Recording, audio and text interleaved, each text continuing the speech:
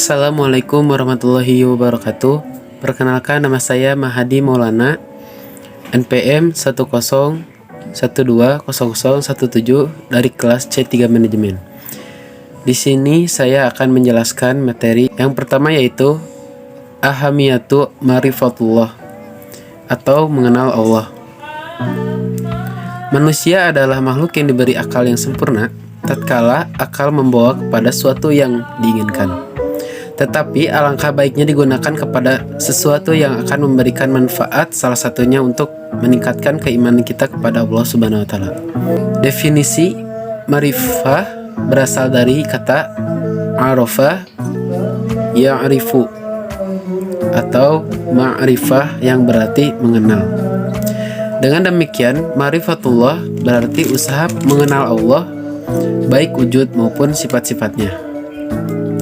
Nah, menurut Ibnu Al-Qayyim, ma'rifatullah yang dimaksudkan oleh ahlul ma'rifah atau orang-orang yang mengenali Allah adalah ilmu yang membuat seseorang melakukan apa yang menjadi kewajiban bagi dirinya dan konsekuensi pengenalannya. Nah, di sini manfaat mengenal Allah. Secara umum manusia mengetahui bahwa suatu ilmu dikatakan penting dan dirasakan mulia sebetulnya tergantung kepada dua hal, yaitu apakah yang menjadi objek ilmu itu dan seberapa besar manfaat yang dihasilkan darinya. Orang yang mempelajari ma'rifatullah akan menjadi insan yang beriman dan bertakwa bila Allah memberi hidayah kepadanya. Maka sebagai balasan atas keimanan dan ketakwaan mereka, Allah Subhanahu wa taala menjanjikan kebaikan-kebaikan bagi mereka, di antaranya Al-Khalifah, bahwa Allah Subhanahu wa taala menjanjikan kepada mereka untuk menjadi penguasa di muka bumi ini. Terdapat Quran surat An-Nur ayat 55. Tamkinuddin, yaitu diteguhkannya agama Islam di muka bumi. Terdapat Quran surat At-Taubah ayat 33 dan Quran surat As-Saffat ayat 9. Al-Amnu, bahwa Allah Subhanahu wa taala akan mengkondisikan orang-orang yang beriman rasa aman dan tentram setelah sebelumnya mereka selalu ditimpa keresahan dan ketakutan. Terdapat dalam Quran surat Al-Hajj ayat 45 sampai 46. Al-Barakat atau keberkahan yang melimpah terdapat juga dalam Quran surat Al-A'raf ayat 96. Al-Hayatun, Thayyibah atau kehidupan yang baik, terdapat dalam Quran surat An-Nahl ayat 97. Al-Jannah atau surga, terdapat Quran surat Al-Kahfi ayat 107 sampai 108. Materi 2 yaitu Al-Mawani min Ma'rifatullah atau penghalang dalam mengenal Allah. Secara garis besar, ada dua hal yang menghalangi manusia dalam mengenal Allah. Pertama, marodus syahwat atau berkaitan dengan penyakit hati, berupa nafsu dan kesenangan secara perilaku yang terpuji. Yang kedua, marodus syubhat atau berbagai hal yang menimbulkan keraguan, lebih banyak berkaitan dengan masalah akal dan logika. Yang pertama yaitu maradus syahwat. Yang kesatu yaitu al-fishku atau kefasikan. Fasik adalah orang yang senantiasa melanggar perintah dan larangan Allah. Diterangkan dalam Quran surat Al-Hajj ayat 19. Al-kibru atau kesombongan.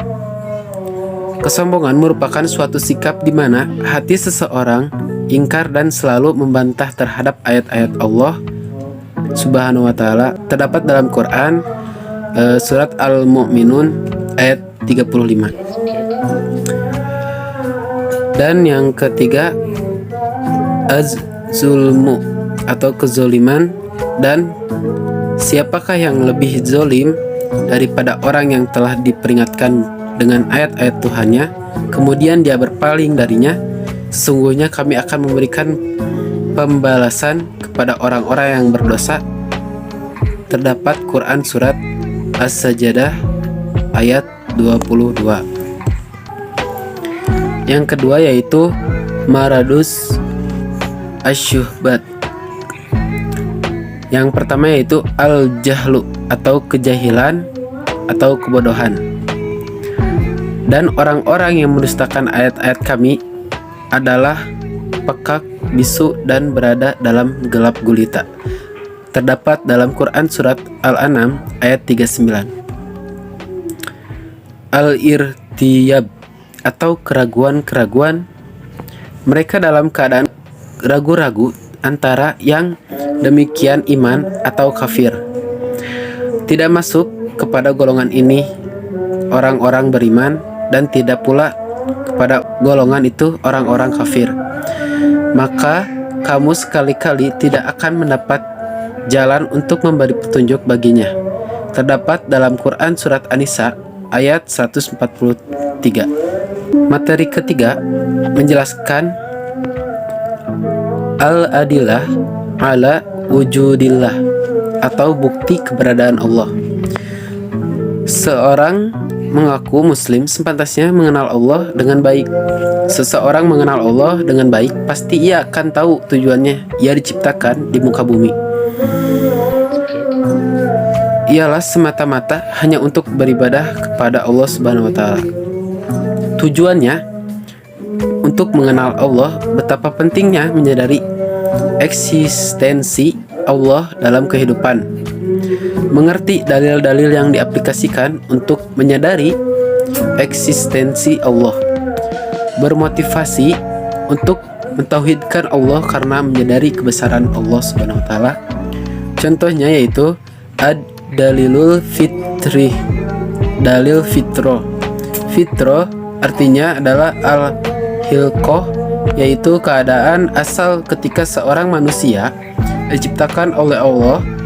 Fitrah adalah sifat azasi atau dasar murni yang belum terpengaruh oleh faktor-faktor eksternal. Yang kedua yaitu ad-dalilul akli, dalil yang dapat oleh akal. Yang pertama yaitu teori sebab. Segala sesuatu pasti ada sebab yang melatar belakanginya. Plato dalam bukunya Timaeus mengatakan bahwa tiap-tiap benda yang terjadi pasti dikarenakan dan didahului oleh suatu sebab. Yang kedua, teori keteraturan. Alam semesta dengan seluruh isinya termasuk matahari, bumi, bulan, dan bintang-bintang bergerak sangat teratur. Ketentuan ini mustahil berjalan dengan sendirinya tanpa ada yang mengatur. Firman Allah dalam Quran surat As-Saffat ayat 6. Ad-dalilul nakli atau nas.